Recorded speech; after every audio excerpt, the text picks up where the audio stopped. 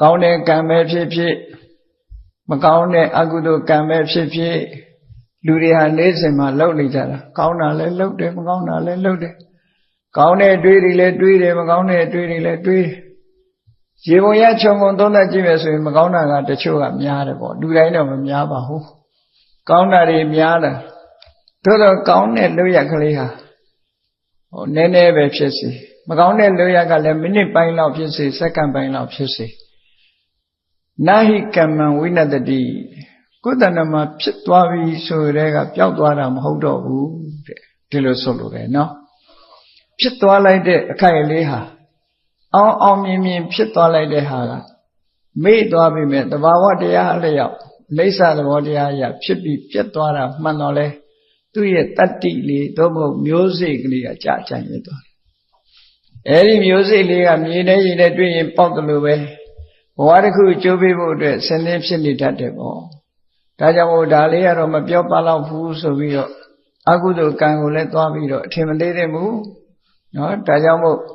ဝစီဗေဒထိတိုင်းရှာဆိုပြီးတချို့လဲဘာမဟုတ်တာလေးနဲ့နေမယ်ဒီအပြောဆိုမတတ်စိတ်နေသဘောထားမတတ်တဲ့အတွက်ကြောင့်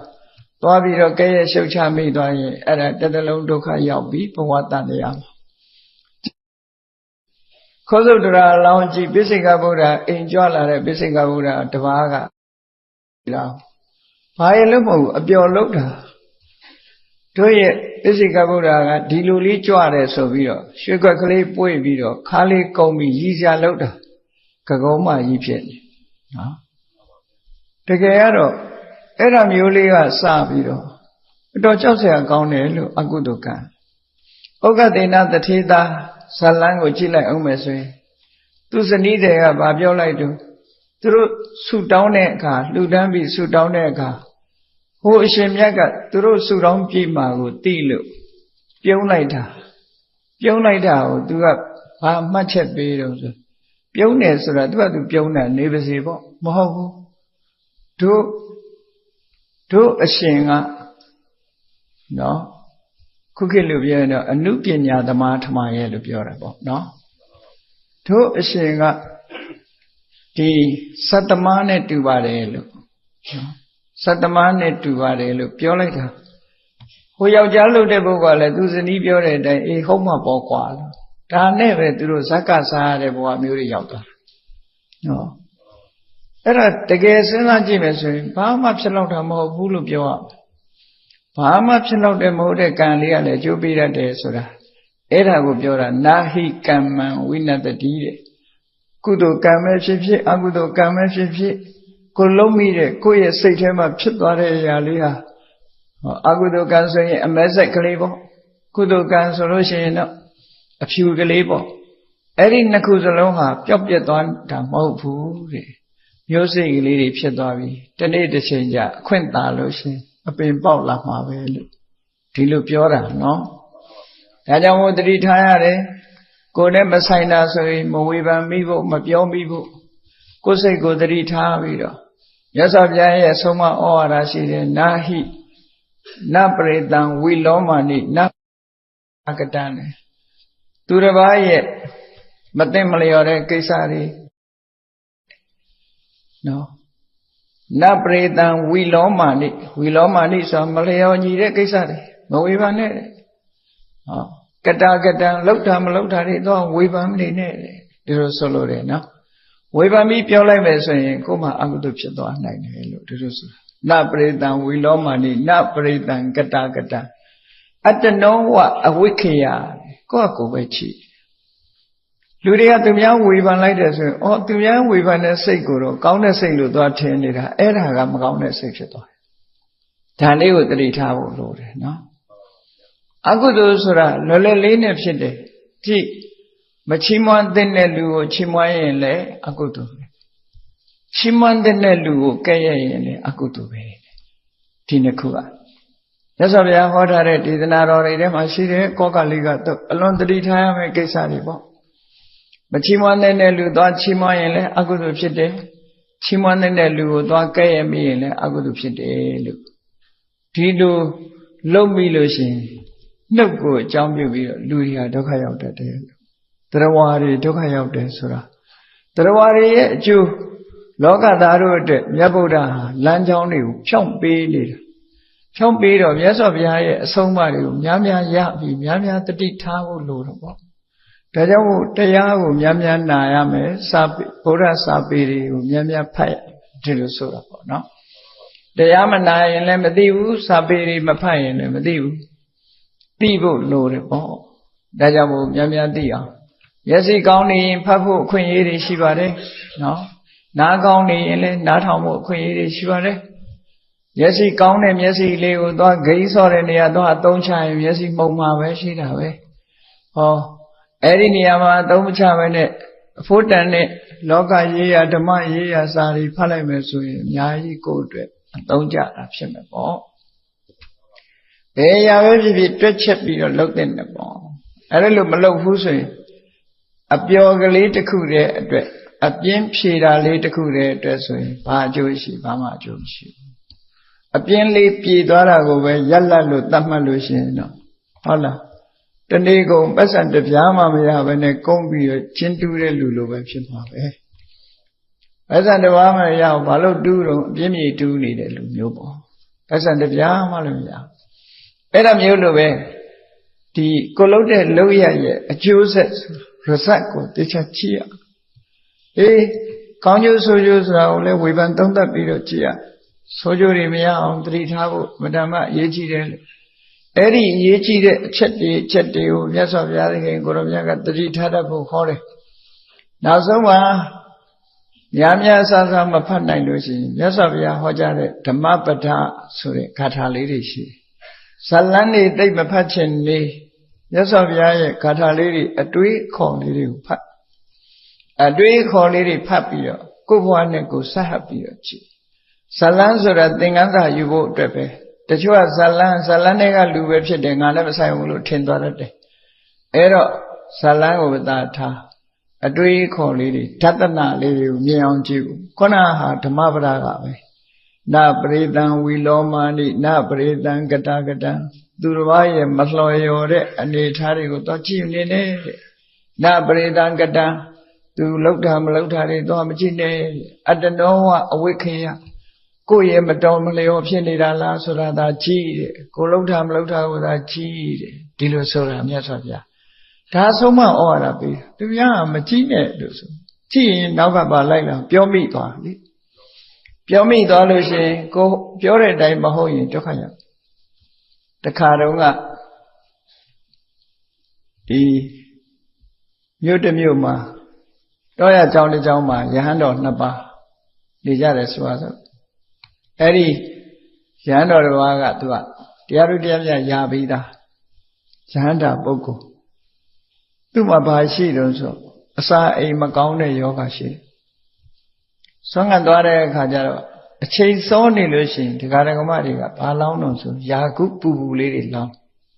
နော်ယာကုဆံပြုတ်ပေါ့အဲ့ဒါကိုလောင်းတာလောင်းတဲ့အခါကျတော့ပူပူကလေးမနဲ့စောစောတောက်လိုက်လို့ရှိရင်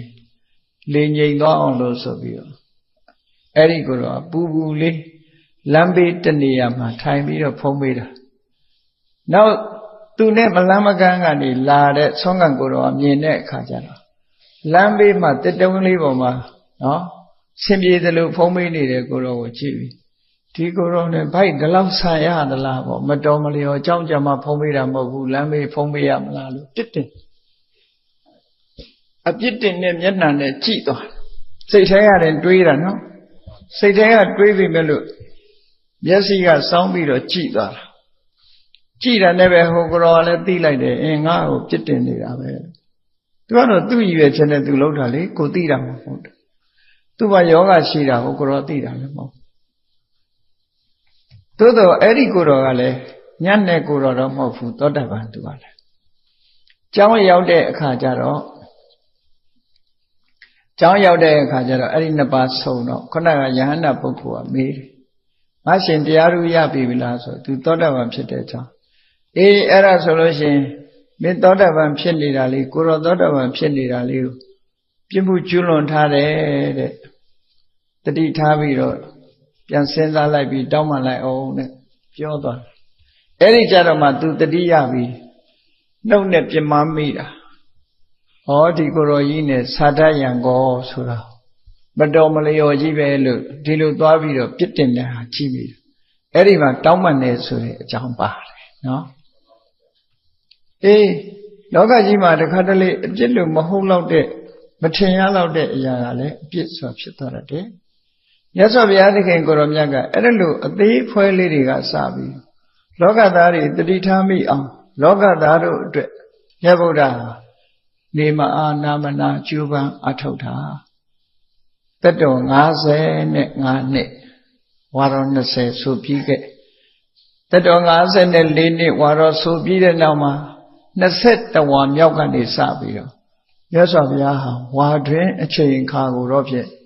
တခြားဒေသတွေမှာမနေတော့ပဲနဲ့တရင်မသုံးတော့ပဲနဲ့တာဝတိမြို့မှာပဲတရင်သုံးတော့တယ်တဲ့25ဝါရှေ့ပိုင်းဝါ20ကတော့ဟိုနာဒီနာနေရာအနှံ့ဣတိပတနကျောင်းတော်ကနေစပြီးတော့နေရာအနှံ့ဆွေတော်မျိုးတော်တွေဆောက်လို့လူထမ်းထားတဲ့ဏိကျောရယုံကျောင်းကြီးမှာတဝါပဲဆိုတယ်အဲ့ဒါလို့အနှံ့အပြားမြတ်စွာဘုရားကြွရောက်ပြီးတော့အစဉ်ပြေသလိုတရင်သုံးတာသို့တော့သက်တော်54ပြည့်လို့ဝါရော20ရသွားတဲ့အချိန်က20ရသွားပြီးတဲ့နောက်မှာ21ဝါမြောက်ကနေစပြီးတော့သာဝတိမြို့မှာပဲပုံမှန်ဝါတွင်ကာလမှာသတင်းသုံးတယ်သို့တော့ဝါကျွတ်တဲ့အချိန်မှာတော့ထိုးအယတ္တေသတို့ဒေသစာကြီးကြွတယ်ပေါ့အဲ့ဒီသာဝတိမှာမြတ်စွာဘုရားသခင်ကိုရောမြတ်21ဝါမြောက်ဇေရွန်ကျောင်းကြီးမှာစပြီးတော့ဝါဆိုတယ်သာဝတိမြို့မှာဘာကြောင့်နှစ်ပေါင်းများစွာတတ္တဝါလည်းရလာပြီဆိုတော့သာဝတိမှာနေတာဘာလို့တော့ဆိုသာဝတိမြို့ကဝိတာခါတို့အနာရိတို့ကသူကအပြုစုအမတန်ကောင်းတယ်နော်တရားပိဆိုတာအလွန်ကိုတရားတရားကောင်းတယ်ဝိတာခါဆိုတာလည်း9နှစ်အရွယ်ကတည်းကသောတပန်ဖြစ်ပြီးတရားတရားအလွန်ကောင်းတယ်ပြုတတ်တယ်စုတတ်တယ်ဒါကြောင့်မို့လို့မြတ်စွာဘုရားသခင်ကိုရောမြတ်အနာရိဝိတာခါတို့ရဲ့ကျေးဇူးတွေကျေးဇူးဆိုတာရှိတယ်နော်မြတ်စွာဘုရားသခင်ကိုရောမြတ်ကဆုံးမတယ်ကိုယ်ပေါ်မှာကျေးဇူးပြုထားတဲ့ပုဂ္ဂိုလ်ကိုတုံ့ပြန်ပြီးတော့ကျေးဇူးပြုရတယ်ကျေးဇူးမတင်တတ်တဲ့ပုဂ္ဂိုလ်မြတ်စွာဘုရားရှုတ်ချအနာရိတို့ကမြတ်စွာဘုရားအပေါ်မှာဘလောက်ကောင်းလို့လဲဒီပြင်ပုဂ္ဂိုလ်တွေရောမကောင်းဘူးလားဆိုအနာရိကတအားကောင်းမြတ်စွာဘုရားဇေရွန်အကြောင်းကြီးဆောက်လို့လှူဒန်းတယ်ဆိုတာနော်သူစည်းစိမ်ကုံတလောက်လှူတာ54ကလေးရေဝေတာ54ကလေးကျောင်းဆောက်တာ54ကလေးကျောင်းရည်ဆက်ချလောက်တာ54ကလေးနဲတာလားအဲ့ဒီလောက်ထိအောင်စွန့်ပြီးတော့လှူတဲ့ပုဂ္ဂိုလ်ရဲ့တရားတရားစွန့်ကြည့်ပေါ့စမ်းကြည့်ပေါ့မြတ်စွာဘုရားရဲ့စိတ်တိုင်းချဖြစ်အောင်ကျောင်းထဲမှာပြည့်ပြည့်စုံစုံဇေရွန်ကျောင်းတော်ကြီးဆိုတာဒါမို့လို့နာမည်ကြီးတာဘေမိသာရမင်းကြီးဆောက်တဲ့ဝေလင်းဝကျောင်းတော်လောက်ကောင်းမယ်မထင်ဘူးနော်ဇေရွန်ကျောင်းကြတော့ပြည့်ပြည့်စုံအောင်လူလေးသေးမရှိဆောက်တယ်ပြီးတော့မြတ်စွာဘုရားပေါ်မှာအလွန်ညတ်တာတယ်ငါကျောင်းတကာဆိုပြီးတော့မြတ်စွာဘုရားကိုအချိန်မီဝင်တွေ့တာမျိုးဘယ်တော့မှမလုပ်ဘူးမြတ်စွာဘုရားကိုမေးခွန်းတွေမေးပြီးတော့သူတရားဟောအောင်ဘယ်တော့မှမလုပ်ဘူးဒါလိုနှလုံးသွင်းလို့ဆိုရင်ငါတရားဟောနေဘုရားပင်မရှာတော့မှာပဲဆိုပြီးတော့ငါမေးလို့ငါ့ကိုသူ့မှာအလုပ်တွေအလွန်များတယ်နေမနာညာမှာလုံးငါသွားပြီးတော့မေးလိုက်မယ်ဆိုရင်ငါအတွက်အချိန်တွေပေးရလိမ့်မယ်ဘယ်တော့မှမေးဘူးတဲ့မေးကောသို့တော်မြတ်စွာဘုရားကအနာရိတတိလာရင်တော့သူနဲ့ထိုက်တဲ့တရားတစ်ခုဟောတာဟောလိုက်တယ်သူကဒါနကိုစိတ်အားတန်တဲ့ပုဂ္ဂိုလ်ဖြစ်တာပေါ့နောက်ဆုံးအချိန်မှာသူနေမကောင်းတဲ့အခါမှာရှင်သာရိပုတ္တရာကိုသူဘုရားကိုယ်စားအားကိုးတယ်ရှင်သာရိပုတ္တရာသွားပြီးတော့တရားဟောတဲ့အခါမှာအစွဲဖြုတ်တဲ့တရားကိုဟောပေးတာရှင်သာရိပုတ္တရာအဲ့ဒီကြတော့သူငိုတယ်သူဟာကျောင်းတကာကြီးလုပ်ပြီးတန်ဃာတွေနဲ့လောင်းနီးစပ်တာတောင်မှဒီတရားမျိုးအခုသေကနေ့မှနာရတယ်ဆိုပြီးတော့ငိုတာသူကရှင်သာရိပုတ္တရာမထေရမြတ်ကပြောတယ်ဒီတရားကလူတွေကိုသိဟောလို့မရှိဘူးလူအကြောင်းတွေဆိုတာသားနဲ့သမီးနဲ့စီးပွားနဲ့နေကြတာဆိုဒီလိုအစွဲဖြုတ်ခိုင်းမှုသိပြီးတော့ဒီရဟန်းတွေထဲမှာအတွေးရှိမှမဟုတ်ဘူးပေါ့ဖြုတ်ခိုင်းနေလို့ရှိရင်ဖြုတ်နိုင်မှာမဟုတ်ဘူးဆိုပြီးတော့အတွေးနဲ့ဖြုတ်ခိုင်းတာမျိုးမလုပ်ဘူးတဲ့ခုကနောက်ဆုံးချိန်မို့ဟောပေးတာလို့ဆိုတော့ သူမဟုတ်ပါဘူးဗျာတဲ့လူတွေထဲမှာလည်းပဲဒီဆွဲလန်းမှုတွေလျှော့ချနိုင်အောင်ဒီတရားဟောပေးပါလို့တောင်းပန်သွားတယ်အဲ့ဒါလို့နာရဝေတတိသူเจ้าကြည့်ပြီးတော့အများရန်ပီတိဖြစ်နေတာဒီလူကအဲ့ဒါမြတ်စွာဘုရားပေါ့အလွန်ငဲ့ညာဝိသခာတို့ဆိုတာလေအလွန်ငဲ့ညာတနေ့ကို၃ခေါက်အကြောင်းရောက်တဲ့လူအကြောင်းရောက်တယ်လိုတာရှိရင်မြတ်စွာဘုရားတပါးတည်းကိုခရူးဆိုင်တာမဟုတ်ဘူးနောက်လိုက်နောက်ပါတန်ဃာတွေအားလုံးကိုလည်းခရူးဆိုင်တယ်ဘာလို့လဲလက်ပတ်မေးပြီးတော့မှတရားနာတရားပွဲပြီးတာနဲ့ဘာလို့တလဲဆိုတာလက်ပတ်မေးပြီးတော့မှအိမ်ပြန်ကြတာသူတို့ရဲ့ထုံးစံဒါတရက်တည်းမဟုတ်ဘူးနေ့စဉ်ဒါကြောင့်မို့မြတ်စွာဘုရားသခင်ကိုရောမြတ်ကဒီမိသားစုနှစ်ဦးနာရဝိမိသားစုနဲ့ဝိသခါတို့မိသားစုသူတို့ကလည်းခတ်လိုက်တာအနာရဝိကလည်းသူ့ဇနီးကဘယ်နေမှမသိဘူးသူ့နာမည်မသိရနော်သိတော့သိရတယ်ပေါ့မပေါ်တာပြောတာနော်ဝိသခါလည်းသူ့တကားကြီးနာမည်မပေါ်ဘူးသူ့နာမည်ပဲပေါ်တာတချို့ကသွားပြီးမဟုတ်တယ်လို့သွားတွဲမိတတ်တယ်တယောက်စီနော်တယောက်စီဝိသခါကတအိမ်တောင်သူ့ဟာသူပုံညာဝဋ္ဌနာတဲ့သူ့တကားကြီးကအနာရဝိတတိရဲ့ဇနီးကပုံညာလက္ခဏာဒေဝီထမရဲ့သူကလည်းသိမထင်ရှားဘူးပေါ့အဲ့ဒါလို့ဒီမိသားစုနှစ်ဦးဟာမြတ်စွာဘုရားပေါ်ရောတန်ဃာတွေပေါ်ရောအလွန်ကောင်းကြတယ်အဲ့ဒါကြောင့်မို့မြတ်စွာဘုရားသူတို့ကိုချီးမြှောက်တဲ့အနေနဲ့သူတို့နှစ်ဦးဆောက်လုပ်လှူဒန်းတဲ့ဇေရုံအကြောင်းနဲ့ပုဗ္ဗယုံအကြောင်းဇေရုံအကြောင်းကမြို့တောင်စနေထောင်းဘက်မှာရှိတယ်ပုဗ္ဗယုံအကြောင်းကမြို့ရှိမှရှိတယ်ဇေရုံအကြောင်းမှာညာကျင်းရင်ပုဗ္ဗယုံအကြောင်းမှာနေနေတယ်ပုဗ္ဗယုံအကြောင်းညာကျင်းလို့ရှိရင်ဇေရုံအကြောင်းနေနေတယ်လို့အလှဲ့ပြောင်းလေးနဲ့မြတ်စွာဘုရားဆုံးကကြွတဲ့အချိန်မှာမြို့ထဲထွက်ရှေးဘောက်ကထွက်ပုဗ္ဗယုံအကြောင်းနေလိုက်ပုဗ္ဗယုံအကြောင်းနေတဲ့အခိုက်မှာမြို့ထဲဆုံးကဝင်ပြန်ထွက်တဲ့အခါတောင်ဘောက်ကထွက်မြို့တောင်တကားထွက်ပြီးဇေရုံအကြောင်းမှာနေဒီလိုနဲ့လှည့်ပြောင်းပြီးတော့စတင်ပြီးတော့သတင်းသုံးတာ21ဝါဆိုတော့မြတ်စွာဘုရားရဲ့တက်တော်ဟာ55နှစ်ရှိသွားပြီ55နှစ်ဆိုတာဟာလိတတကလို့ခေါ်တယ်60တိအောင်အကြပိုင်းရောက်သွားပြီမြတ်စွာဘုရားသခင်ကိုရောမြတ်အကြပိုင်းရောက်သွားပြီသို့တော့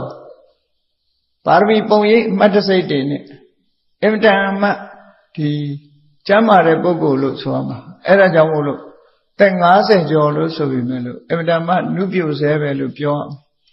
သို့တော့6နှစ်ပတ်လုံးဒုက္ခရစရိယအပြင်းထန်ကျင့်လာတဲ့ဓာန်ကတော့ရှိတယ်ခါအောင်တယ်နော်မကြာခဏခါအောင်တာလို့ခေါင်းကိုက်တာမြတ်စွာဘုရားမှာလည်းဒီဒုက္ခတွေရှိတယ်ဟော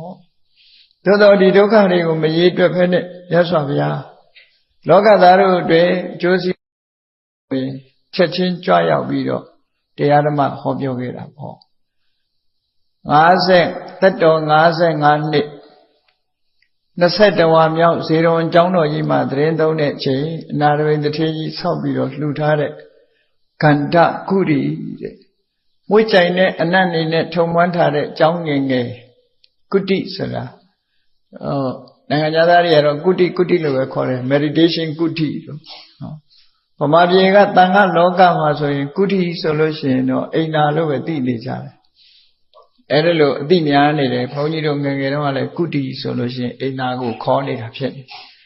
အဲ့တော့ဒီခန္ဓာကုတိဆိုတာမြတ်စွာဘုရားသတင်းသုံးတဲ့ကျောင်းငယ်ခုခေတ်လို့ဆိုရင်ဘင်္ဂလိုလိုပေါ့တပားနေလေးဆောက်ဦးလေးဆောက်ထားတာဒါပေမဲ့သေးသေးတဲတဲလေးတော့မဟုတ်တော့ဘူးမြတ်စွာဘုရားတပားသတင်းသုံးတဲ့နေရာကျောင်းလေးအဲ့ဒါလို့ဆောက်လုပ်ထားတဲ့ကျောင်းမှာကျောင်းဝင်းကိုပြိဝေနလို့ခေါ်တယ်အဲ့ဒီကျောင်းရဲ့ပတ်ဝန်းကျင်ဥပ္ပစာပြိဝေနအဲ့ဒီပြိဝေနလို့ဆိုတဲ့အတွင်းမှာမြတ်စွာဘုရားနဲ့တန်ဃာတွေထိုင်လို့ရလောက်အောင်တမန်တလင်းတွေပါဒီခင်းထားတာရှိအဲ့တော့မြတ်စွာဘုရားကခင်းထားတဲ့နေရာမှာခဏသတင်းသုံးနေတဲ့အချိန်ရဟန်းတန်ဃာတွေကလာရောက်ပြီးမြတ်စွာဘုရားကိုစိတ်ကပ်ကြအဲ့ဒီအချိန်မှာမြတ်စွာဘုရားကဘာအမိန့်ရှိတော့ဆိုတာကြည့်ဘုရားကယဟန်တန်ဃာတွေကိုမေးရှိတယ်ဩဝါဒပေးဣဋ္ဌာနိမဟံလကောအမိငါအခုတက်ကြီးပြီတဲ့ခါတိုင်းတစ်ခါမှမပြောဘူးဒါပြည့်မြတ်စွာဘုရားကသူ့ဘဝသူ့ကိုယ်သူ ငဲ့ပြီးတော့သူ့အကျိုးလို့လားလို့ဒီလိုပြောတာလားလို့ဆိုမဟုတ်ဘူးတန်ခါပရိသတ်ထဲမှာဖယားတဆူရဲ့အလုတ်အကျွေးဖြစ်ဖို့ဆိုပြီးတော့စုပန်လာတဲ့ပုဂ္ဂိုလ်ရှိအဲ့ဒီသူ့အတွက်အခွင့်အရေးမပေးရသေးလို့ခွင့်ရေးပေးခြင်းလို့မြတ်စွာဘုရားဒီစကားပြောတာဒါတမန်အားဖြင့်ကြည့်မယ်ဆိုရင်ဟာဘုရားလုတ်ကျွေးမဲ့ပုဂ္ဂိုလ်လိုးနေတယ်လို့တောင်းဆိုတာလို့ဖြစ်နေစေပေါ့နော်သို့သောမြတ်စွာဘုရားဆိုတာဘယ်ကိစ္စကိုမှအမှတ်တမဲ့လုံးလို့မရှိဘူးဖြစ်ပေါ်လာမဲ့အခြေအနေတစ်ခုကိုစဉ်းကျင်သုံးသပ်ပြီးတော့မှပြောဆိုလေးရှိအကြောင်းတွေကိုအကုန်စုံသိပြီးတော့မှပြောလေးရှိတယ်ဒါကြောင့်မို့ဝိနည်းကျမ်းတွေမှာတရားဆိုတယ်မြတ်စွာဘုရားမေခွန်းမေးပြီးဆိုရင်တဲ့ရွယ်ချက်နှစ်ခုရှိတယ်တဲ့တရားရင်လည်းဟောမယ်ဥပဒေရင်လည်းပြညတ်မယ်ဒီနှစ်ခုပဲတဲ့နော်ဆုံးမဩဝါဒပေးခြင်းပေးမယ်ဥပဒေပြညတ်ခြင်းပြညတ်မယ်ဒီနှစ်ခုနဲ့မေခွန်းမေးတယ်တဲ့အဲ့ဒါလို့တန်ခပရိသတ်နဲ့ပတ်သက်ပြီးအခုလည်းပဲတန်ခပရိသတ်ထဲမှာမြတ်စွာဘုရားစကားစရှင်သာရိပုတ္တရာတို့ရှမောက္ကလန်တို့ရှင်အနန္ဒာတို့ဆိုတာဒီပရိသတ်ထဲမှာပါတယ်ဣဒန္တိမဟာလကောအာမိအခုငါအသက်ကြီးပြီ55နှစ်ကိုတကြီးပြီအခုခေတ်ကလူတွေကတော့အမလီတက်60 80မကြီးသေးဘူးလို့ပြောတယ်သူကဘယ်သွားတွက်တုံဆို80 90သမားနဲ့တွက်ပြီးမကြီးသေးဘူးတဲ့ဟိုတခါကြီးတယောက်ဆိုလို့ရှိရင်သူ82နှစ်ဆိုအတခါကြီး82နှစ်တက်ကြီးလာပြီဆိုတော့အောင်မယ်ခုမှ16နှစ်ရှိသေးတယ်သူက81ကိုပြောင်းပြန်ပြန်ပြီးတော့ပြောတာအဲ့ဒါလိုပဲ82တွေ့တဲ့အခါလည်းပဲ28ရှိပါသေးတယ်တဲ့ပြောနော်83နဲ့38ပဲရှိသေးတယ်လို့ပြောတယ်အဲ့ဒီနောက်သူမေးလောက်ပြီဆိုတော့သူအသက်88ကျတော့တခါရောက်လာတော့ဘုန်းကြီးကမှတ်ထားကဲပြန်အောင်လေလို့ခု88ကိုကဲပြောပါအောင်လို့အသက်ဘယ်လောက်ရှိပြီနော်88ဆိုဘယ်လိုလဲဖိုးဝဟိုရင်ပေါ့ပြစ်တိုင်းတောင်ဖြစ်နေဟိုလိုလဲလိုက်လဲ88ဒီလိုလဲလိုက်လဲ88ဆိုပြုံးနေတယ်အဲ့ကြတော့ဘာမှပြုံးဘူးဟောအဲ့လိုလူတောင်ရှိသေးတယ်တကယ်ရှိတာဒါပုံမြင်မဟုတ်ဘူး88ကို88ကျတော့သူဘာမှပြောနိုင်တော့ကဲပြန်အောင်လေလို့အရင်တော့81တုန်းက16နှစ်သားပဲလို့ပြောတယ်မဟုတ်လားလို့အခုကဲပြောလိုက်88ရောက်နေပြီဘယ်လိုပြောမလို့ဆိုရီးနေတယ်ပြောလို့ဖြစ်တော့လေအဲ့တော့မြတ်စွာဘုရားကကြည်တဲ့55တဲ့ပဲမြတ်စွာဘုရားလည်း55ဆိုဟိုဘက်လဲ55ဒီဘက်လဲ55ပဲလေအဲ့တော့ဣရဏိမဟာလကောအာမိငါအခုတက်ကြီးပြီတဲ့အတွေ့အကြုံကိုမြတ်စွာဘုရားပြောပြတယ်ဧကိစ္စေဘိက္ခုငါကိုလာပြီးတော့အနိကပြုစုတဲ့ယဟန်တွေကတချို့ကိုယ်တော်တွေကတဲ့ဣမိနာမေခေနာကိစ္ဆာမာတိဟုတ်တယ်ငါဒီလမ်းကသွားကြရအောင်ပြောရင် तू ကမဟုတ်ဘူးတဲ့ဟိုလမ်းကသွားမယ်ဆိုပြီးတော့ငါသွားချင်တဲ့လမ်းကို तू မသွားဘူးမလိုက်ဘူးတဲ့အဲ့ဒါလို့ငါစကားနားမထောင်တဲ့ကိုယ်တော်တွေရှိတယ်အေးဘေးကတော့ထင်လိုက်မယ်ဘုရားဆိုရင်ဘုရားစကားအကုန်နားထောင်ကြလိမ့်မယ်လို့မဟုတ်ဘူးနော်ဘာမှဘူးနဲ့ကိုသားသမီးကကိုစကားနားမထောင်ရင်ဒါထုံးစံပဲလို့သာမှတ်တယ်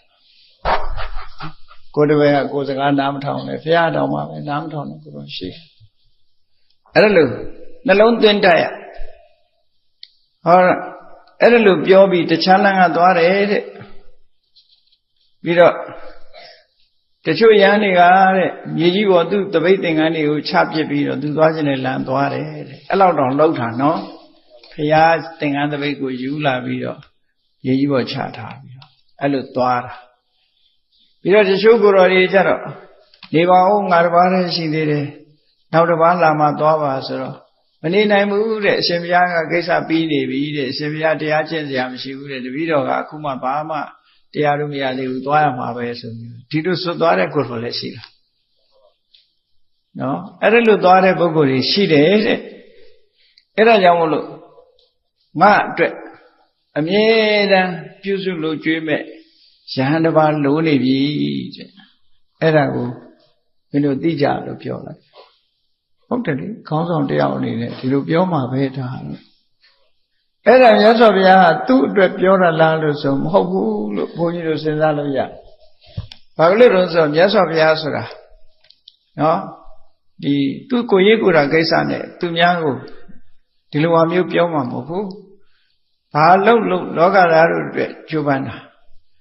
တော့ပါရမီတွေဖြည့်ပြီးတော့ဘုရားရဲ့အလုပ်ကျွေးရဟန်းဖြစ်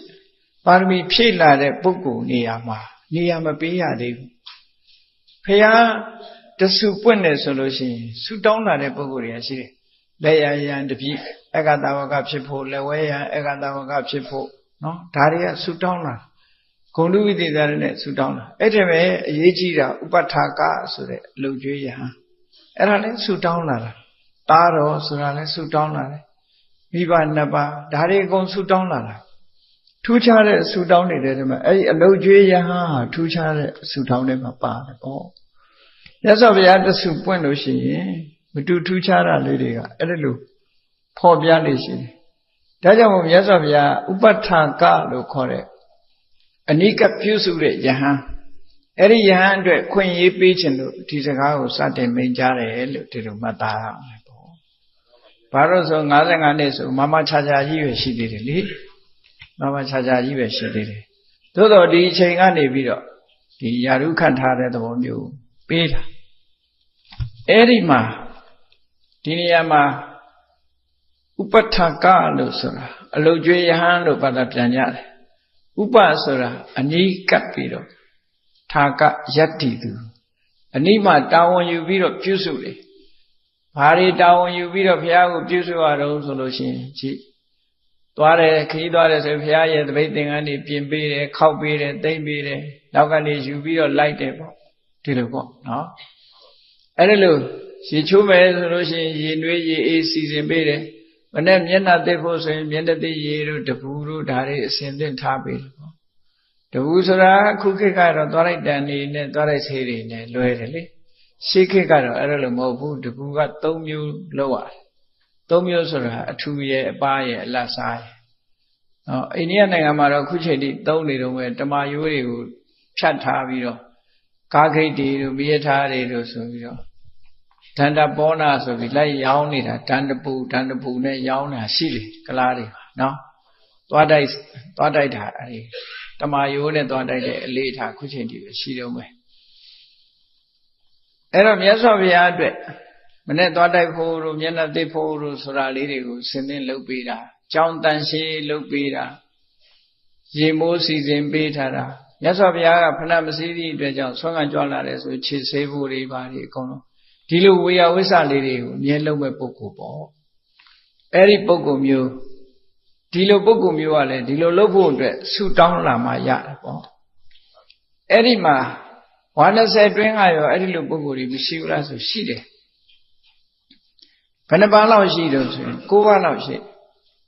ညီတော်အနန္ဒအပါဝင်9ပါးရှိတယ်မြတ်စွာဘုရား120အတွင်းဘယ်သူတွေတုံးလို့ဆိုလို့ရှိရင်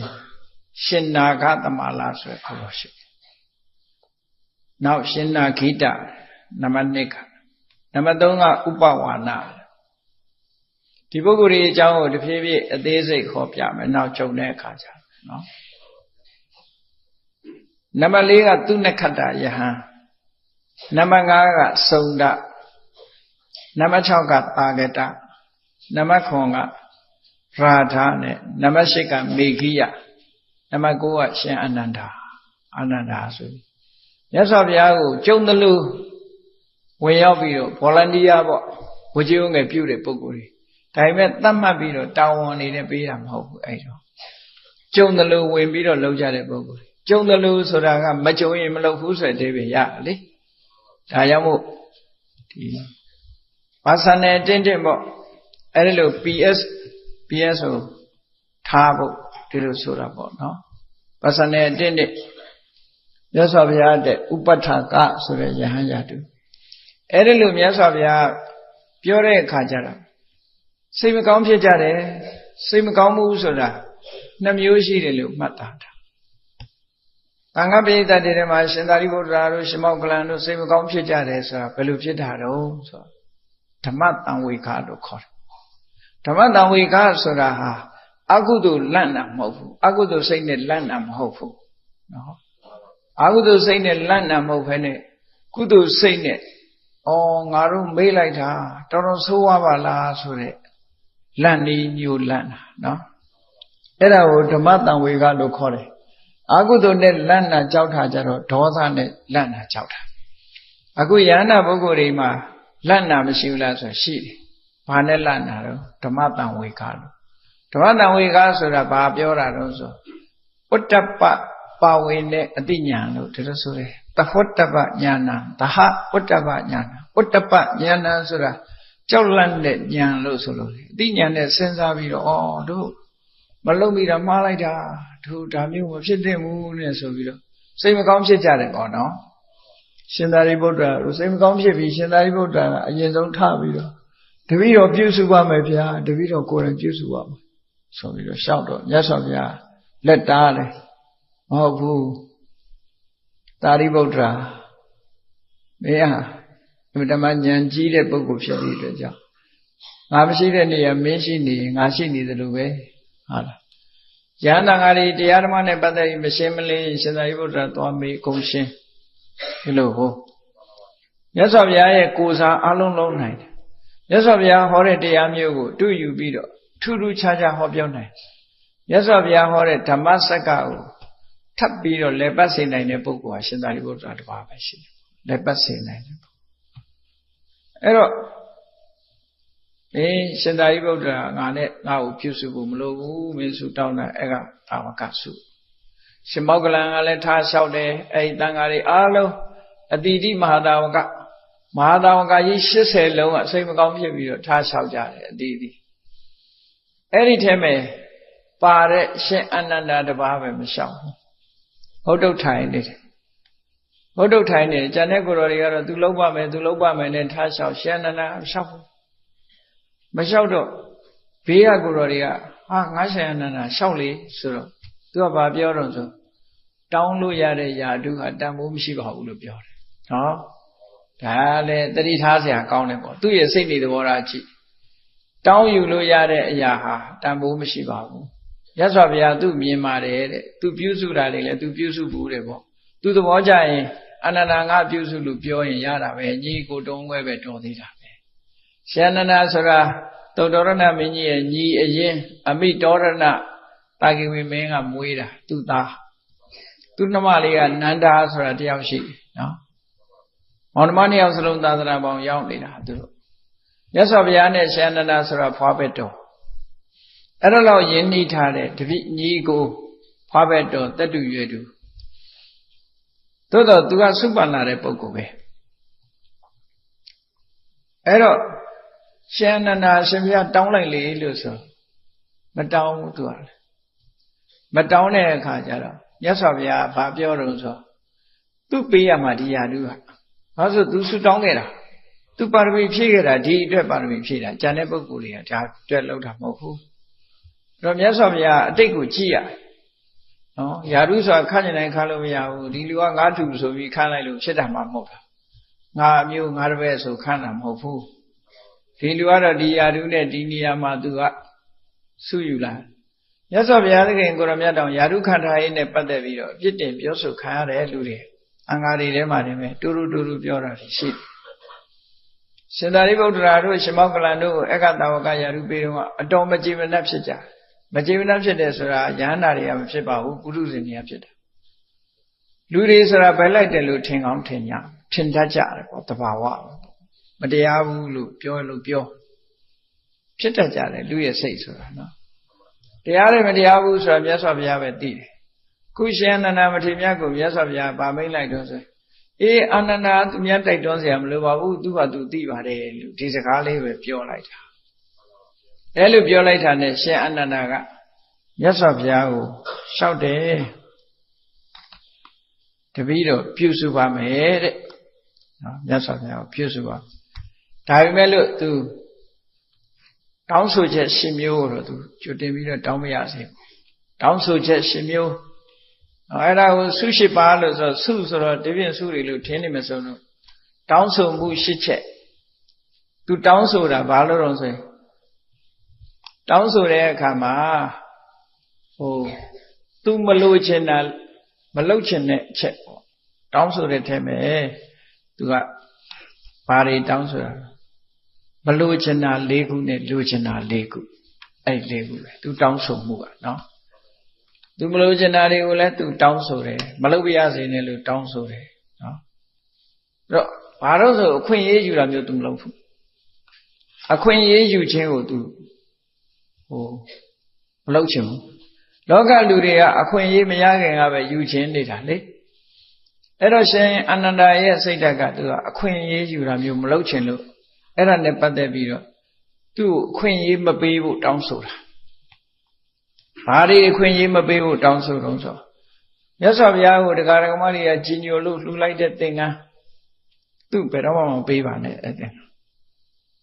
နော်မြတ်စွာဘုရားကိုကြီးညိုလို့တထေးတကြွယ်တွေကနေပြီးလောင်းလိုက်တဲ့ဆွမ်းသူ့ဘယ်တော့မှမကြွေးပါနဲ့ဟောဒါဒီအခွင့်အရေးတွေကိုသူလုံးဝမလုပ်ချင်ဘူးမြတ်စွာဘုရားနဲ့သတင်းသုံးတဲ့မြတ်စွာဘုရားနဲ့သတင်းသုံးတဲ့ခန္ဓာကုရိတိုက်ထဲမှာသူအခန့်သားဘယ်တော့မှမနေပါရစေနဲ့မြတ်စွာဘုရားနဲ့တဆောင်နဲ့တချောင်းနဲ့ဘယ်တော့မှမနေခွင့်မပေးပါနဲ့ဒါတခုနောက်နံပါတ် 4ကျတော့မြတ်စွာဘုရားကိုပင့်တဲ့အပင့်အဖိတ်တွေမှာသူ့ကိုဘယ်တော့မှခေါ်မသွားပါနဲ့ဒီ4ခုဟာဒါပယ်စု4ခုလို့သုံးကြတယ်ပေါ့နော်တောင်းဆိုမှု4ခုတည်းမှာသူ့အတွက်ဒီမလို့ချင်တာဒီအခွင့်အရေးပေးတာမျိုးကိုမလုပ်ပါနဲ့လို့မြတ်စွာဘုရားကိုအရင်တောင်းဆိုတယ်။ဘာဖြစ်လို့အရှင်အနန္ဒာကဒီလိုတောင်းဆိုတာတုံးလို့ဆိုလို့ရှိရင်ဘေးကလူဆိုတာအပြစ်မြင်မှုသိလွယ်တာလေလူဆိုတာအပြစ်ဆိုတာသိပြောတတ်တာပဲဘယ်သူကြီးပြောတာပါပဲဒါကတော့လူလောကမှာအပြစ်ပြောတာတွေလိုက်ကြည့်မနေနဲ့အပြစ်ဆိုတာပြောမှာချစ်ပဲအကုန်လုံးနော်တချို့ပိုးပြီးတော့ကက်တတ်ပြောတတ်သေးတယ်တချို့လူတွေကြအပြစ်ကိုတစ်ခွာပြောတတ်သေးတယ်နော်သူများအပြစ်ကိုလေဒါကြောင့်ပြောကြတယ်ကိုမျက်ချီတော့ကိုမမြင်ဘူးသူများမျက်ချီကြတော့အတုံးလိုက်မြင်တယ်ဆိုတာအဲ့တော့လူဆိုတာသူများကိုအမြဲတမ်းကြည့်ပြီးတော့အပြစ်ပြောလို့ရှိတဲ့အကျင့်ကြီးဝါသနာကြီးရှိနေတာအဲ့ဒီအပြစ်ပြောတာတွေကိုကိုရှောင်နိုင်မှရှင်အနန္ဒာလျှောက်တယ်အကယ်၍တဲ့မြတ်စွာဘုရားပေးတဲ့သင်္ကန်းတပည့်တော်ဝတ်မယ်မြတ်စွာဘုရားကြွေးတဲ့ဆွမ်းမြတ်စွာဘုရားကြောင်းထဲမှာအတူတကွအခမ်းအနားကြီးနေမယ်ဘုရားကြောင်းဆိုတာသူများကြောင်းနဲ့ကောင်းပါဘူး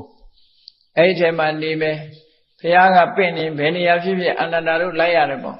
ဒီလိုဆိုလို့ရှိရင်ဘေးကလူတွေကပြောကြလိမ့်မယ်တဲ့ဘေးကိုတော်တွေကအာနန္ဒာဘုရားလှုပ်ကြွေးတာလှုပ်ကြွေးမှာပေါ့ကွာဟုတ်လားသင်္ကန်းလည်းကောင်းကောင်းဝဲရဆွမ်းလည်းကောင်းကောင်းစားဘုရားလူတာတွေသူကြည့်ပဲလို့ပြောမှာပဲဒါသိကြတယ်နော်ခုခေတ်လည်းမပြောဘူးလားဆိုပြောမှာပဲဒါနော်ဘုရားရတာတွေအကုန်သူကြည့်ပဲဘုရားပင့်တယ်ဆိုသူပါနေရတာပဲအများအားဟောမလိုက်ရတဲ့ကိုတော့ပြောမှာပဲလေဒါထုံးစံအဲ့ဒါတွေအပြောမခံနိုင်ဘူးတဲ့ဒါကြောင့်မို့လို့ဒီအချက် 4 ချက်ကိုတော့သူ့ကိုခွင့်မပေးပါနဲ့ဒါကိုသဘောတူလို့ရှိရင်သူလှုပ်ကြွေးပါမယ်မြတ်စွာဘုရားသဘောတူလိုက်တယ်ဟောနောက်တစ်ခုလိုချင်တာကိုလည်းသူတောင်းတယ်သူလိုချင်တာဘာလဲဆိုရင်သူတောင်းတဲ့ဟာကလိုချင်တာကိုတော့အာယာစနလို့ခေါ်တယ်ခုနတုန်းကမလိုချင်တာကိုပင်မြစ်တာကိုပဋိခေပလို့ခေါ်တယ်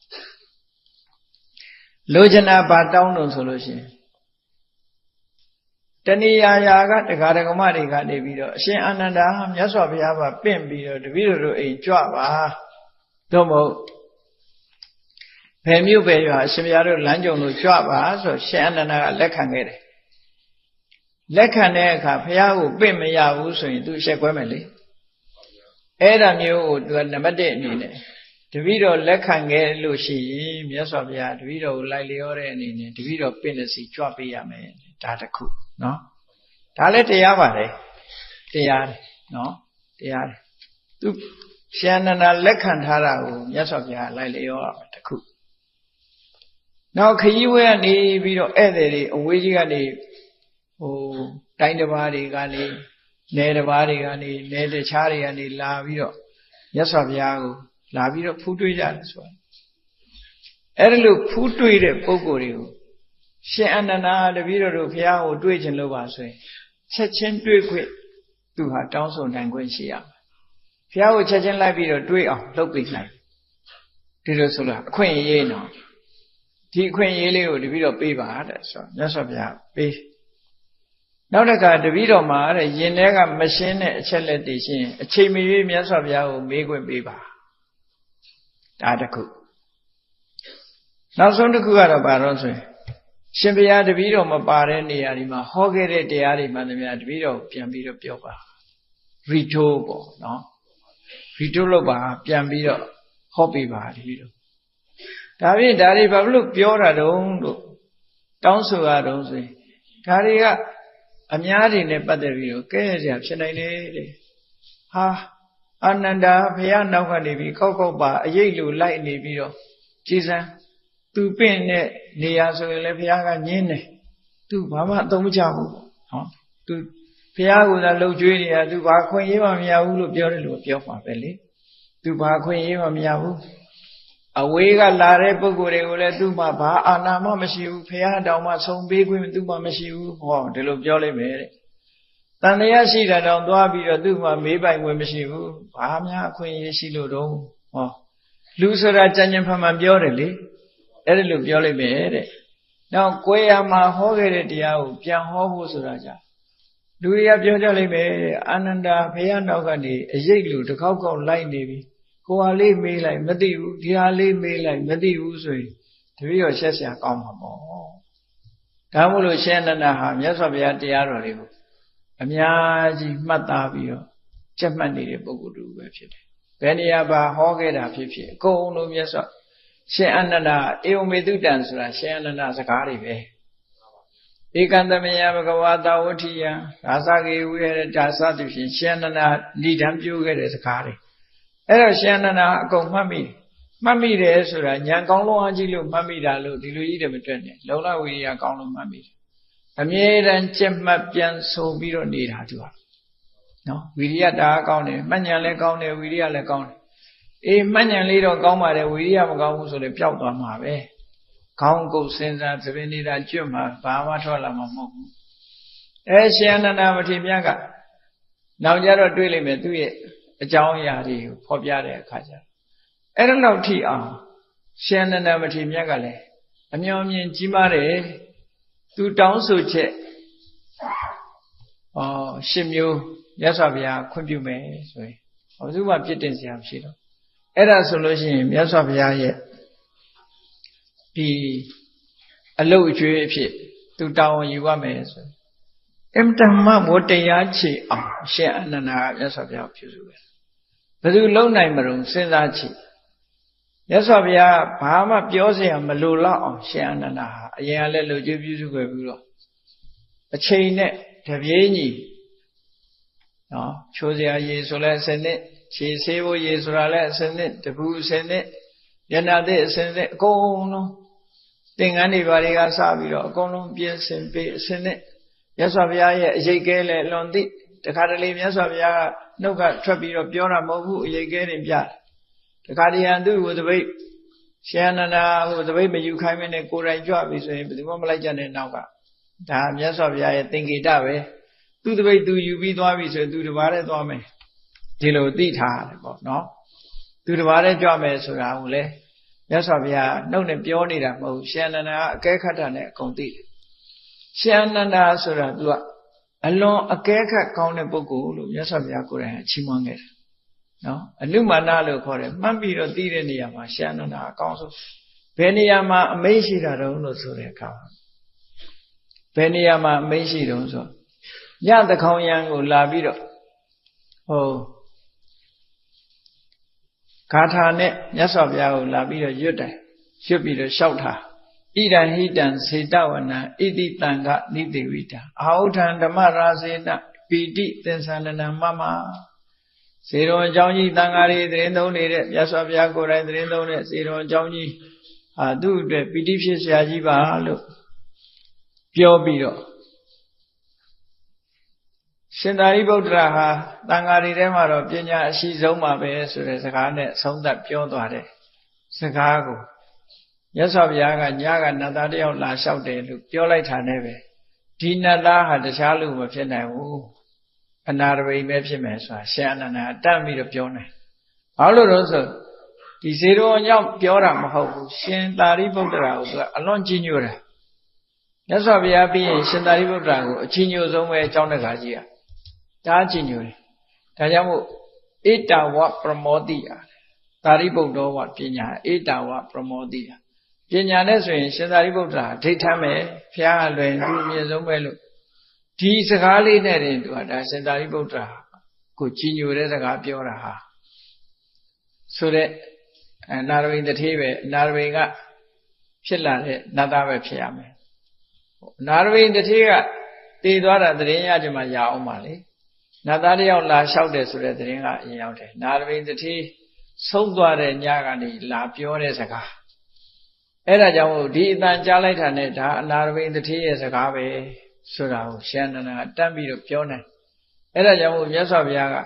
မှန်းဆပြောတဲ့နေရာမှာအနန္ဒာအလွန်ကင်းပါတယ်လို့တခြားကိစ္စတွေမှာလည်းရှိတယ်ပေါ့နော်အဲ့တော့ရှင်အနန္ဒာမထေရမြတ်ကသူလိုချင်တဲ့ဆုတွေရပြီးတဲ့အခါမှာဝတ္တရားခြေပြုံဆိုတာပြုဆိုတာမှာအနန္ဒာလို့ခေါ်လိုက်ရင်ညမှာမကြားလိုက်မှဆိုလို့ဘာလုပ်လဲဆိုခန္ဓာကိုယ်တွေတိုင်းပတ်ဝန်းကျင်မှာမိထုတ်ကြီးကင်ပြီးတော့တညလုံးထိုင်နေတာနော်ကျောင်းကိုကိုးပတ်လှဲ့တယ်တနေ့တနေ့တညကိုးပတ်လှဲ့လက်ပတ်ပြီးတော့ကြည့်အကုန်လုံးစိတ်ဆက်ဆက်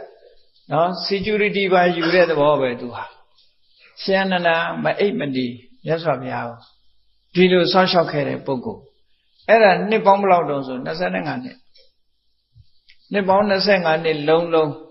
မြတ်စွာဘုရားမှာအယိတ်ပမာရှင်အနန္ဒာဟာထိတ်ဘုရားရဲ့အလုပ်အကျွေးတွေကိုပြုစုခဲ့တယ်ဝတ္တရားခြေပြုံးစွာပြုစုခဲ့တယ်သူလောက်ဇွဲကောင်းတဲ့ပုဂ္ဂိုလ်ဟာမရှိဘူးဘုရားနာကဘယ်တော့မှမခွာပဲနဲ့နေတယ်သို့တော့တခါတည်းမြတ်စွာဘုရားသခင်ကိုရောမြတ်ကခေါင်းဆောင်လည်းဖြစ်တယ်လူကြီးလည်းဖြစ်တယ်တန်ခါပရိသတ်တွေနေရတယ်တန်ခါပရိသတ်ဆိုတာအလုံးဟာဒီပုရုဇဉ်တွေပါလာရင်အကုန်လုံးအကောင်းကြီးလို့ပြောလို့မရဘူးလူဟာလူပဲနော်ကိုသားတွေသမီးတွေထဲမှာလည်းအကောင်းကြီးပဲဟုတ်မလဲစကားပြောတာနားထောင်တဲ့လူရှိတယ်နားမထောင်တဲ့လူရှိတယ်ပြောခက်တဲ့လူရှိတယ်မြတ်စွာဘုရားရဲ့တပည့်တွေထဲမှာလည်းပြောလို့ဆိုလို့ခက်တဲ့ကိုတော်တွေလည်းရှိတာနော်နားမထောင်တဲ့ကိုတော်တွေရှိတခါတော့ကပြဿနာတစ်ခုမှာရှင်နုရုဒ္ဓရဲ့တပည့်ဥစဉ်နှစ်ပါးကတန်ခါကြားထဲမှာတခါအချင်းများအောင်သူတို့ကဆွပေးနေကြတယ်ဟိုပြောလိုက်ဒီပြောလိုက်လှုပ်တယ်ဘုရားလက်ထက်ကကိုရှိတယ်နော်မြောက်ထိုးပင်ကိုလှုပ်နေတော့ရှင်အနန္ဒာကမြတ်စွာဘုရားလျှောက်တယ်ရှင်နုရုဒ္ဓကဗျာတဲ့စကားလေးတစ်ခွန်းမှတောင်ပြောဖို့မရဘူးပေါ့ရှင်နုရုဒ္ဓနေနိုင်လိုက်တာသူတပည့်တွေတန်ဃာတွေတဦးနဲ့တူမတက်အောင်လုပ်နေကြတယ်သူတို့ပဲပြဿနာတွေပေါ်အောင်လုပ်နေကြတာရှင်အနုရုဒ္ဓကတခုမှဝင်မပြောဘူးလို့မြတ်စွာဘုရားလျှောက်တဲ့အခါကျတော့မြတ်စွာဘုရားအာနန္ဒာတဲ့အနုရုဒ္ဓကိုပြောမနေနဲ့သာရိပုတ္တရာတို့မင်းတို့ပြောကြပေါ့လို့ဆိုပြီးတော့အဲ့လိုပြောတာတုတ်တန်တစ်ခုရှိတယ်နော်ဒါလူသဘာဝလေးတွေပေါ်လွင်တဲ့တုတ်တန်လေးတွေကိုပြောပြတာနော်ဟောနောက်တစ်ခုမှာရှင်သာရိပုတ္တရာမထေရမြတ်ကနေပြီးတော့အဲ့ဒီကဒေဝရကတကိုးကြီးတဲ့ယဟန်တစ်ပါးပဲဒေဝရဟောတဲ့တရားနဲ့ပတ်သက်တဲ့နဲ့တူတယ်ဟောတဲ့အခါမှာဒေဝရကဒီတရားကိုဒီလိုဟောတယ်ဆိုတော့အဲ့ဒီပိဋကတ်ထဲပါတဲ့ကိုရောတစ်ပါးကရှင်သာရိပုတ္တရာအဲ့လိုမဟောတာမဟုတ်ဘူးတခြားနည်းဟောတာဆိုချက်ချင်းကန့်ကွက်ပြီးတော့ဝင်ပြောတာအဲ့ဒါရှင်သာရိပုတ္တရာကမဟုတ်ပါဘူးဒီလိုဟောပါတယ်သူလည်းကြားပါတယ်ဆိုနောက်တစ်ခုကိုရောဝင်ပြောပြန်၃ချိန်တိုင်ပြောတော့ရှင်သာရိပုတ္တရာဆက်မပြောတော့ငြိမ်နေအဲ့ဒါလိုငြိမ်နေတဲ့အခါကျတော့မြတ်စွာဘုရားကရှင်အနန္ဒာတို့ကိုခေါ်ပြီးတော့ငေါက်တယ်အခုလိုသာရိပုတ္တရာကိုနှိမ့်ဆက်နေတဲ့ပုဂ္ဂိုလ်တွေကိုမင်းတို့ဘာလို့မပြောချလဲပေါ့နော်ဘာလို့ဝိုင်းပြီးတော့မပြောလဲရှင်သာရိပုတ္တရာစကားကိုဝိုင်းထောက်ခံမလားဘာလို့မထောက်ခံတာလဲရှင်သာရိပုတ္တရာပြောတာအမှန်ဟိုကောကလန့်တိုက်တာအဲ့ဒါကိုဘာလို့မထောက်ခံကြတာလဲလို့ဆိုပြီးမြတ်စွာဘုရားကြိမ်မောင်းနေတဲ့အဲ့ဒါကိုရှင်သာရိပုတ္တရှင်အာနန္ဒာကပြန်ပြောတာဒီနေ့မြတ်စွာဘုရားကဟိုတန်ခါပရိသတ်ခေါ်ထားတယ်တဲ့စကားပြောလိုက်မယ်ခုနတုန်းကလည်းရှင်သာရိပုတ္တရာကိစ္စနဲ့ပတ်သက်ပြီးအငေါက်ခံရပြီးတဲ့အခုလည်းဘာပြောမလဲမသိဘူးပေါ့လေပြောစရာရှိရင်ရှင်မဲပြောပါလို့ဆိုပြီးရှေ့ကကိုတော်ဓမ္မကိုသူကတိုက်တွန်းတယ်ဆိုတဲ့တုတ်တန်လေးတစ်ခုရှိတယ်အဲ့တော့လူသားပဲဒါတွေကအတော်လူသားပိတာတဲ့သဘောတရားတွေကိုပြောပြတာနော်လူပိဋကတ်တဲ့ဆိုတာဒီလိုပဲဘေးကနေအမြင်နဲ့လက်တွေ့နေထိုင်တာနဲ့တူတာမှမဟုတ်တာဟုတ်ဘေးကလူတွေရဲ့အမြင်နဲ့လက်တွေ့နေထိုင်တာကွာခြားတာ မြတ်စွာဘုရားသခင်ကိုရောမြတ်လူသားဖရာဖြစ်သည့်အတွက်ကြောင့်လူတွေထဲမှာနေတဲ့အခါမှာလူတွေကတွေးခေါ်ပြီးမြတ်စွာဘုရားအပေါ်မှာမြင်တာတွေကလည်းပဲမြင်မှုခံရမှာပဲဘုရားသခင်ကိုရောမြတ်မှာတော့နော်ဒီမှန်ကန်တဲ့အသိဉာဏ်တွေနဲ့လွှမ်းမိုးပြီးတော့ထားသည့်အတွက်ကြောင့်စိတ်ဓာတ်ကြံ့ခိုင်မှုကပြေဝရတရားဥတရားမြတ်တွေလွှမ်းခြုံထားသည့်အတွက်ကြောင့်မှားယွင်းတယ်ဆိုတာတော့မရှိဘူးသို့တော်လူသားတွေလည်းနေသည့်အတွက်လူသားတွေနဲ့ဆက်ဆံနေရသည့်အတွက်ကြောင့်လူလိုတွေးတဲ့ပုဂ္ဂိုလ်တွေရဲ့ပြဿနာအရေးတွေကတော့ဘုရားကိုယ်တော်မြတ်လည်းကြုံတွေ့မှာပဲဒါသိကြတယ်ပေါ့ပြောစရာရှိတာတွေပြောရတယ်ဆိုစရာရှိတာတွေဆိုရတယ်ခေါင်းဆောင်ပြီးပြီနော်ငဲ့ပြီးတော့မနေဘူးရှောင်လဲပြီးတော့မနေဘူး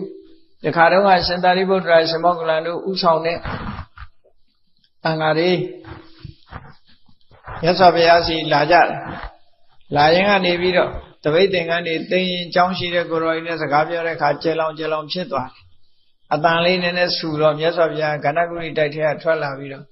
အာနန္ဒာဆူနေကြတာဘယ်သူတွေလဲဘာသာနေလဲမြတ်စွာဘုရားအမြဲတမ်းမေးလို့ရှိတယ်ဆူတာလုံးဝမကြိုက်ဘူးနော်ဆူတာလုံးဝမကြိုက်ဘူးမကြိုက်တော့မြတ်စွာဘုရားပြောတဲ့စကားလုံးလေးကဘာလို့ဆိုကေဝတ္တမင်းကြီးပစ္ဆဝီလောပိငါလူဖမ်းနေတဲ့တဏှာတွေကြနေတာပဲလို့ဒီစကားကိုအမြဲတမ်းသုံးတယ်ငါလူဖမ်းနေကြတဲ့တဏှာတွေလိုပဲတနည်းအားဖြင့်ပြောမယ်ဆိုရင်တဏှာသိတွေကဈေးထဲမှာငစိမ့်တွေရန်တွေ့နေတယ်လို့ပဲဆိုတဲ့အဓိပ္ပာယ်မျိုးပြောတာနော်အဲ့ဒီလိုပြောပြီးတော့တပည့်တွေဗျာတဲ့ဒီကအပြောရင်ကနေအတန်ထွက်သွားတယ်ဆိုအဲ့ဒါဆိုရင်အဲ့ဒီယဟန်တွေငါစီလာဖို့မလိုဘူးအလုံးပြန်ကြကနင်းနေဆိုပြီးတော့ခိုင်းလိုက်တာရှင်သာရိပုတ္တရာတို့သွားလျှောက်တော့ရှင်သာရိပုတ္တရာတို့လည်းအသာလေးကုတ်ပြီးတော့ဒွိသင်္ကန်းလေးပြန်လွယ်ပြီးပြန်ထွက်သွားအဲ့ဒါဟာသာတုမသုတ်တံဆိုတာရှိတယ်။နော်အမှန်တမ်းကြီးညိုစရာကောင်းတဲ့သုတ်တံတွေကိုသိချဖတ်လို့ရှိရင်အဲ့ဒါလိုမြတ်စွာဘုရားနှင်ထုတ်လိုက်တဲ့အခါကျတော့သဟဝတိပြမကြီးကဆင်းလာပြီးတော့တောင်းပန်တယ်။တာကွေမင်းသားတွေကမြင်တဲ့အခါမြတ်စွာဘုရားလာတောင်းပန်ကြတယ်။ဘာဖြစ်လို့လဲဆိုတော့အဲ့ဒီတန်ဃာတွေထဲမှာခုမသာသနာပေါင်းဝင်လာတဲ့တရားနုသေးတဲ့ပညာနုသေးတဲ့ပုဂ္ဂိုလ်တွေပါတယ်ပေါ့စိတ်တွေကထိခိုက်ပြီးပြောင်းလဲသွားမှဆိုရတယ်ပေါ့နောက်ပိုင်းတော့မြတ်စွာဘုရားကသူတို့ပြန်မခေါ်ခိုင်းဘူးသို့တော့မြတ်စွာဘုရားကစိတ်ဓာတ်နဲ့ညွတ်ပြီးတော့ရှင်သာရိပုတ္တရာရှင်မောက္ကလန်တို့ကိုပြီးစေတဲ့အခါမှာရှင်သာရိပုတ္တရာရှင်မောက္ကလန်တို့ကဘုရားကျေနပ်ပြီဆိုပြီးတော့တပည့်တွေခေါ်ပြီးတော့ဘုရားကြောင်ပြန်သွားကြတယ်အဲ့ဒီအခါကျတော့တိတ်လို့ငြိမ်းတာနော်တိတ်စိတ်အဲ့ဒါကြောင့်မလို့မြတ်စွာဘုရားရဲ့တပိတာဝကဖြစ်တဲ့လူတွေဟာဆူညံမှုဆိုတာကိုရှောင်ကျဉ်ရမယ်တခါတော့ကဘုန်းကြီးတို့တရားပွဲမှာဆူညံနေလို့တခါပြောလိုက်တာရှိတယ်ဘုရားဘာသာဖြစ်ပြီးဘုရားစကားနားမထောင်တာတော့ဗမာတွေပဲလို့နော်ဘာလို့ဆူညံလုံမမသိဘူးလို့အတန်ချက်ဆက်ကြီးတွေအော်ဖွင့်ဗမာပြည်မှာအဆူဆုံးပဲလို့အတန်တွေကအဆူဆုံးကဘာမှာလိုက်ကြည့်လိုက်မယ်ဆိုရင်တော့ကလပြည်နဲ့ဗမာပြည်ဟာအဆူဆုံးပဲတခြားနိုင်ငံတွေမှာတိတ်ဆိတ်နေတာပဲတကယ်တော့ကြည့်အမေရိကန်တို့ဆိုခွန်ကြီးအမေရိကန်တစ်နှစ်နေဦးတယ်အနာနာအိမ်တွေကဘာသာမှမချရဘူးလူမရှိရလားအောင်မယ်ရှိတယ်ဘယ်တော့မှအတန်ချက်ဆက်အော်ဖွင့်တာမရှိဘူးတချင်းအော်ဖွင့်တာမရှိဘူးတချင်းဖွင့်ရင်ကိုယ့်အောင်နှစ်ချက်ကလေးနဲ့နားထောင်နေကြလူတောင်ရှိတယ်မထင်ရဘူးတကားပိတ်ပြီးတော့တိတ်ဆိတ်ငြိမ်သက်မှုကဘယ်တရားကမ္မထထိုင်လို့ရတဲ့အနေအထားမျိုးရှိတယ်အမေရိကန်မှာဆိုဘာလို့ဆိုကားဟွန်းတာမကြားရဘူး emergency ambulance ကားတာပဲကြားတယ်တခြားဘာမှမကြားငြိမ်းတာအဲ့ဒါလေးတခုပဲကြားတယ်စူပါမားကတ်တွေဝင်သွားလိုက်ရင်လည်းငြိမ်းနေကြတာပဲကိုလို့ဗမာတွေတော့မသွားလိုက်နဲ့စူးညံနေကြတာပဲတို့ဗမာလူမျိုးတွေဟာမြတ်စွာဘုရားရဲ့အဆုံးအမဗုဒ္ဓဘာသာဝင်တွေကဘုရားရဲ့ဆုံးအမတာကိုမလိုက်နာကြပါလားလို့တခါတော့ကတရားဟောတဲ့ထဲမှာတခါထည့်ဟောတယ်တရားဟောတဲ့ထည့်ဟောတာကိုအဲ့ဒီတရားကြတော့အပြည့်စုံမလွှင့်မဲနဲ့ဖြတ်ပြီးတော့လွှင့်သွားတယ်နောက်တော့လည်းအပြည့်စုံလွှင့်နေတယ်မှာပထမလွှင့်တယ်ဖြတ်ပြီးတော့လွှင့်အဲ့ဒါဘာကြောင့်ပြောရတာတုံးဆိုမြတ်စွာဘုရားရဲ့ခုံတွေထဲမှာပါတယ်အပတ္တတကာမအပတ္တတဝိနိတာတဲ့မြတ်စွာဘုရားအတန်တိုးတိတ်တာကိုနှစ်သက်တယ်တိုးတိတ်မှုကိုလိုလားတယ်တိတ်ဆိတ်ငြိမ်သက်မှုအဲ့ဒါမှလိုလားတယ်ကျမ်းမာရေးနဲ့ကြည့်မယ်ဆိုလို့ရှိရင်အတန်တိတ်ဆိတ်ငြိမ်သက်မှုဟာအသိဉာဏ်ကိုဖွံ့ဖြိုးစေတယ်ကျမ်းမာမှုကိုပိုရစေတယ်ဆိုတာအားလုံးက ဒီစာပေတွေဖတ်ဖူးတဲ့ပုဂ္ဂိုလ်တွေနားလည်ကြလိမ့်ဒီ